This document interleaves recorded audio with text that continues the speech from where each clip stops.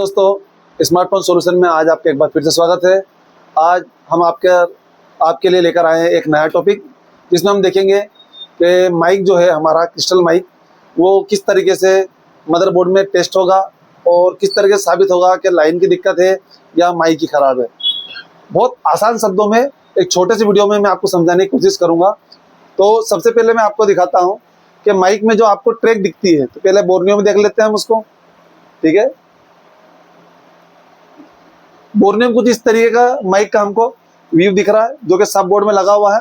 अब इस सब बोर्ड में देखो, ये जो सर्कल बनाया है, ठीक है, इस सर्कल को मैं दूसरी पेन से हाईलाइट करता हूँ थोड़ा सा, शायद ये दिख जाए। इसका भी कलर अच्छा नहीं है, ब्लू लेते हैं। हाँ ठीक है, ये जो ब्लू वाला सर्कल है, ये हमारा क्या है, ये हमारा ग्राउंड है। ठीक है, अब इन दोनों में मैं जो समझा रहा हूँ उस बात को समझना।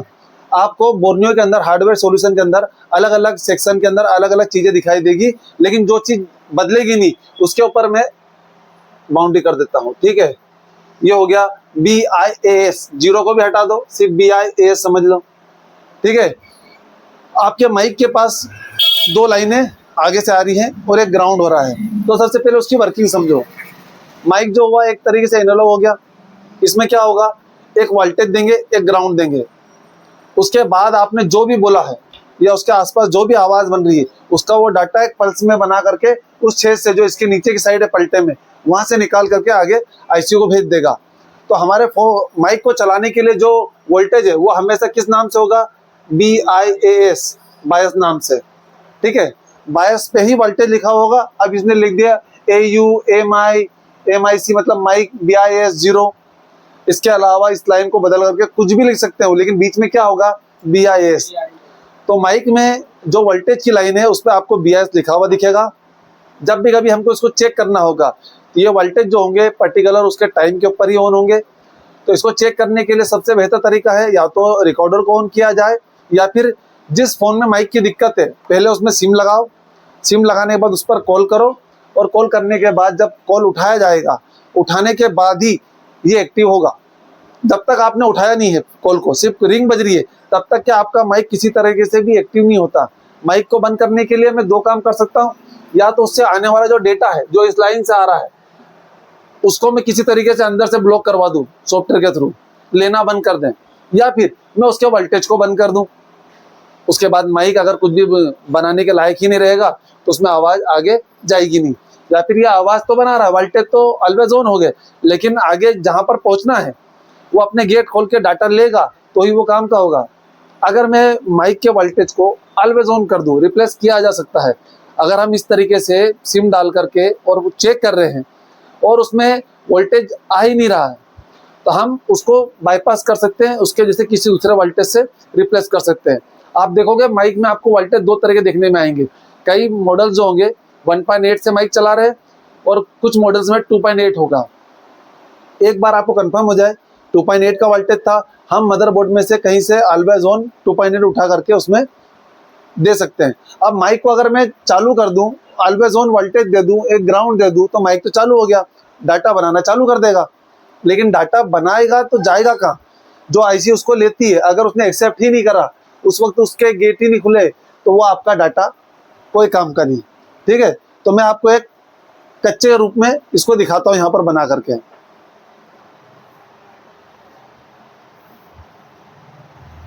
माइक में आप दो पिन देखोगे, बीच में एक सर्कल देखोगे जिसमें से आवाज अंदर जाती है, और आसपास वाले एक राउंड जो आपका क्या होगा, ग्राउंड। अब दो पिन है मेरे पास नीचे की साइड, तो ये दोनों चलेंगी कहां से। नॉर्मल जो छोटे फोन है उनके अंदर PM इसको ऑपरेट करती है। कौन, PM। तो PM से एक कनेक्शन निकलेगा जो सीधा इसमें जाएगा, जिसके ऊपर हम लिख देते हैं BIAS। बस, जो हमको नाम दोबारा रिपीट होता है हम वही लिखते हैं। हर बार हर मॉडल के अंदर कुछ चेंजेस हुआ तो सारे नाम तो लिखते नहीं, हम उस लाइन को पकड़ेंगे कैसे, जिस लाइन के ऊपर BIAS लिखा हुआ होगा वो हमारी वोल्टेज की लाइन हो गई। अब यहां पर रहेगा मेन माइक, लिख दो इसको, मेन माइक, या सिर्फ माइक लिख दो, जो भी लिखना है लिख दो। अब ये जब इस IC के पास पहुंचेगा तो इससे पहले क्या होगा, एक कैपेसिटर होगा लगा हुआ। किस कंडीशन में? सीरीज की कंडीशन में। अगर मैं सीरीज की कंडीशन में यहाँ पर कैपेसिटर लगा दूं, ये कहाँ पर फिट है? सब बोर्ड में। पावर आईसी कहाँ पर फिट है? मेन बोर्ड में। मेन बोर्ड से फ्लेक्स B2B बोर्ड को कनेक्ट करेगा, यानी कि सब बोर्ड और ऊपर के मतलब मेन बोर्ड को दोनों को जोड़ने के लिए फ्लेक्स लगाएंगे हम, तब यह कनेक्शन जुड़ जाएगा। यहाँ तक के मल्टीमीटर से कुल टेस्टिंग करने जाएंगे तो यहाँ पर किसी प्रकार की कोई रीडिंग नहीं मिलेगी, वजह बीच में कैपेसिटर का होना, ठीक है। और यहाँ पर रीडिंग होगी। कुछ मॉडल्स ऐसे भी देखने में मिलेंगे जिसमें ये कैपेसिटर नहीं होगा और हमको यहाँ पर रीडिंग मिलेगी। दोनों में हमारे लिए कुछ नया नहीं बचना चाहिए। जब भी हम देखेंगे कि भाई यहाँ पर रीडिंग नहीं आ रही है, तो पहले बोर्नियो से पता करेंगे क्या इसमें रास्ते में सीरीज में कोई कैपेसिटर लगा है। अगर लगा है तब मुझे यहाँ से लेकर यहाँ तक की कंटिन्यूटी चेक करना है, मदरबोर्ड में ये कैपेसिटर कहाँ पर है, वहां से कनेक्शन होते हुए यहाँ तक आता है कि नहीं आता। बेहतर तो ये होगा कि मैं सबसे पहले सब बोर्ड में से इस माइक को बाहर कर लूँ। एक बार सब बोर्ड में से बाहर कर लिया, अब मेरे पास जो ट्रैक है, जो रीडिंग है उन ट्रैक्स पे, वो जिसकी भी है वो आईसी की, यानी मैंने इसको हटा लिया। यहाँ पर जो आ रही थी अब वो रीडिंग उसी की है। किसकी? पावर से आने वाली। पावर से आने वाली को हम इसको देखते हैं, इसमें क्या लिखा इसने? AUV इन, ठीक है। किसको? माइक वाली लाइन को नाम दिया है। माइक स्पीकर हम देख रहे हैं, कनेक्टर से वही दो लाइन, एक AU का माइक का BIS लिखा हुआ और लिखा हुआ यहाँ पर। अभी इस लाइन को देखो, पॉजिटिव की लाइन को। पॉजिटिव की लाइन में यहाँ पर सीरीज में एक कॉइल है और दूसरी बार केप लगा हुआ है। कॉइल के लगे होने से हमको जो रीडिंग थी वो यहाँ से वहां तक मिल सकती थी, लेकिन रीडिंग कहाँ रुक गई? यहाँ पर। जब यहाँ पर रुकी तो वो रीडिंग हमको यहाँ पर मिलेगी, यहाँ पर नहीं मिलेगी, लेकिन यहाँ से नीचे के उस माइक के पॉइंट तक जो हमने सब बोर्ड में देखा था, यानी कहाँ तक? यहाँ तक, या माइक हटा हुआ तो यहाँ तक कंटिन्यूटी मिलना चाहिए। अगर यहाँ से बीप मदरबोर्ड के ऊपर के हिस्से में कहाँ पर, यहाँ पर बीप आती है यहाँ पर, तो हमारी कंटिन्यूटी तो सही हो गई, ठीक है। ये तो हो गई कुल टेस्टिंग। कुल टेस्टिंग में हमने इधर रीडिंग देख ली और यहाँ का काम तो हो ही गया, कंटिन्यूटी देख के यहाँ पर रीडिंग आ गई। अब बारी आएगी हॉट टेस्टिंग करने की। सबसे सही तरीका है, जिस फोन में माइक खराब है उसको ओपनली रखो, यानी माइक को रिमूव कर दो, दोनों पिन आपको दिखेगी, ठीक है। कई बार ग्राउंड भी गायब हो जाता है। वाटर डैमेज पीस में आप देखोगे सब बोर्ड थोड़ा सा सड़ जाता है तो उसमें से ग्राउंड गायब हो जाता है, लेकिन पूरी जानकारी नहीं होने की कंडीशन में आदमी सिर्फ इन दो पिनों को टेस्ट किया करता है बार बार। और जब अगर इसके अंदर से ग्राउंड गायब हो जाएगा तो ये वोल्टेज अकेला माइक को रन नहीं करा पाएगा, ठीक है। हमने अभी इसमें से वो हटा दिया, माइक हटा दिया, इस फोन को सिम डाल के एक्टिव कर लिया, दूसरे फोन से इसके ऊपर फोन लगाया। तरकीब याद रखना, चाहो तो स्टेप बाय स्टेप इस वीडियो को देख करके नोट कर लेना। पहली बात, फोन को चालू करो जिसमें माइक रिमूव हो, ठीक है, ये माइक नहीं होना चाहिए। दूसरा, जब मैं इसके ऊपर फोन लगाऊं तो फोन आ जाए ऐसी कंडीशन में होना चाहिए, नेटवर्क की केबल वगैरह सब कुछ लगा के रखना है। फोन आ जाएगा, अब फोन उठाया और पास वाले फोन को जिससे मैंने फोन लगा था उसको मैं लाउड पे रख दूंगा, लाउड स्पीकर पर रखूंगा, ध्यान रखना नॉर्मल की बात नहीं है। अब हॉट टेस्टिंग के टाइम पे अगर मैं इस पिन पे चेक करूंगा तो यहाँ पर मेरे को वोल्टेज मिलेगा माइक का, ठीक है। माइक का वोल्टेज कम ज्यादा नहीं आएगा। अगर 1.8 आता था तो 1.8 आएगा, 2.8 आता था 2.8 आएगा, ऐसा नहीं होगा बीच में आ जाए वोल्टेज या कम ज्यादा हो रहा है या फ्लक्चुएट हो रहा। माइक जब भी एक्टिव होगा, चाहे वो वॉइस रिकॉर्डिंग के टाइम हो या कॉलिंग के टाइम हो, अपना वोल्टेज पूरा आएगा। वोल्टेज आ गया, अब बारी आएगी इसको चेक करने की, जिसके रास्ते में क्या लगा हुआ था? कैपेसिटर। हमको अपने हाथ में एक चिमटी लेना है और उसको टच करना है इस पिन के ऊपर, किसी और पिन पे नहीं, अकेली इसी पिन के ऊपर टच करना है। जिस फोन से हमने फोन लगाया, जिसको हमने लाउड पर रख रखा है, उसमें एक सर्राटा सा आने लग जाएगा। हमारे अंदर जो हल्का सा करंट है वो हमने यहाँ इंजेक्ट कर दिया इसके ऊपर, उसमें थोड़ा सा जो भी हलचल हुई उसका जो वो बना, डाटा बना, वो कहाँ गया? आगे वाले फोन में तो सर्राटे जाएगा। कोई गाने अपलोड तो है नहीं हमारे अंदर, ठीक है, उधर वाले को गाने बजने लग जाएंगे। तो ये जो है यहाँ पर टच करने पर सर्राटा अगर सामने वाले फोन में चला गया तो मेरा phone cool testing hot testing दोनों में पास हो गया है। अब अगर मैं माइक बदल रहा हूँ बार बार तो माइक की दिक्कत है। अगर मैं मार्केट से 10 माइक लाया और मैंने 10 ट्राई कर लिए, तब आपके साथ एक कंडीशन हो सकती है, ठीक है, कि आप जो माइक लाए हो वो 2.8 से चलने वाला माइक होगा और आप 1.8 वाले मदरबोर्ड में उसको बिठा रहे हो। अगर ऐसा हुआ तो माइक काम नहीं करेगा। और सबसे बेहतर तो यह होगा कि मैं किसी सब बोर्ड में से या किसी उसमें के फोन में से निकाल के इसकी जगह पर माइक डालूं। ठीक है, अब माइक का एक फंडा और है। माइक जो होगा हमारे फोन में दो होंगे, एक कहां पर होगा, एक ऊपर की साइड होगा। ठीक है, अक्सर कैमरे के पास या ऊपर की रिप में कान के स्पीकर के ऊपर एक माइक वहां होगा। तो हम एक माइक और बना लेते हैं यहां पर।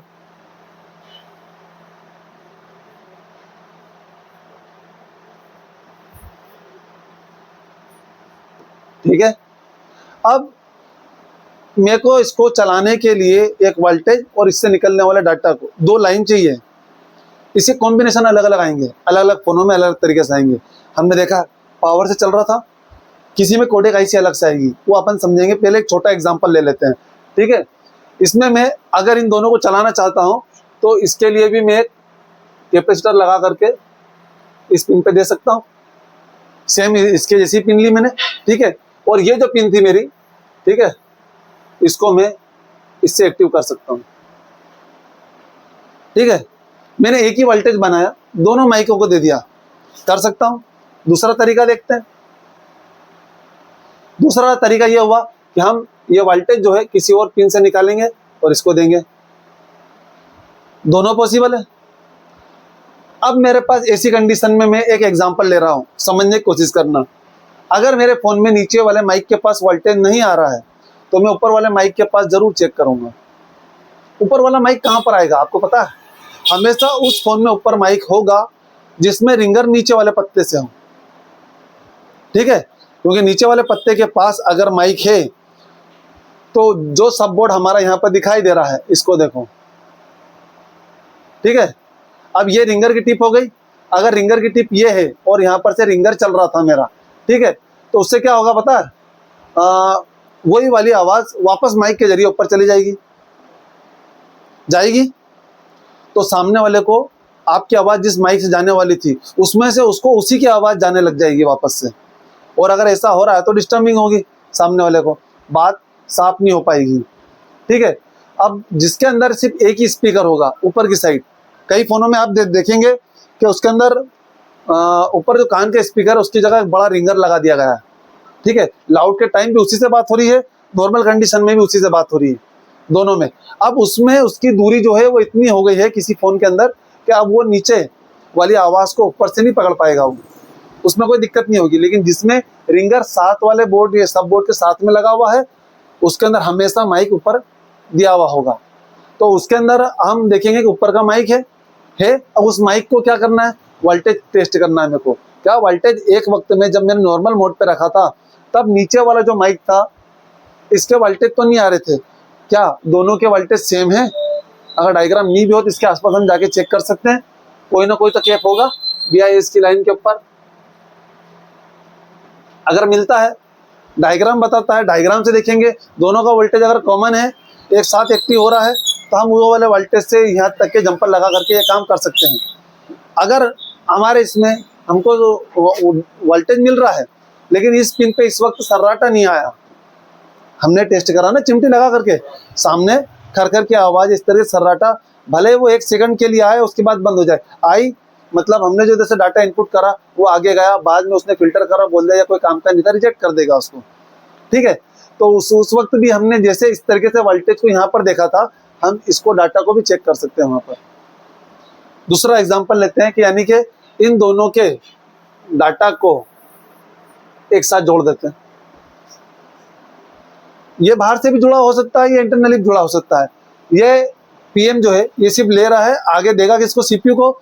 उसके पास उसकी कंट्रोलिंग है कब किससे लेना है। जब हमने सॉफ्टवेयर से लाउड को ऑन करा तब क्या हुआ? नीचे का माइक बंद हो गया, ऊपर का माइक चालू हो गया। कान के स्पीकर में जो आवाज आ रही थी अब वो रिंगर में आ रही है नीचे की साइड। ठीक है, और नीचे आ रही है तो अब दोनों के अल्टी पल्टी तो हो गई। कान के स्पीकर का डाटा रिंगर आईसी से होते हुए एम्पलीफाई हुआ और नीचे पहुंच गया, और ये माइक जो नीचे का वर्क हो रहा था ये ऑफ हो गया और ऊपर वाला चालू हो गया। क्या ये वाकई में ऑफ हुआ? ऑफ होने के लिए क्या करना पड़ेगा? इसके लिए वोल्टेज बंद करना पड़ सकते हैं या फिर इसका डाटा ये लेने ही बंद कर दे, दोनों कंडीशन हो सकती है।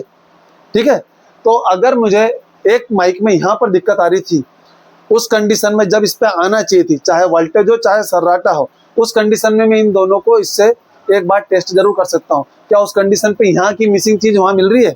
अगर मिलेगी तो हम उसको जंपर मार करके यहाँ पर रिप्लेस कर देंगे और हमारा काम हो जाएगा।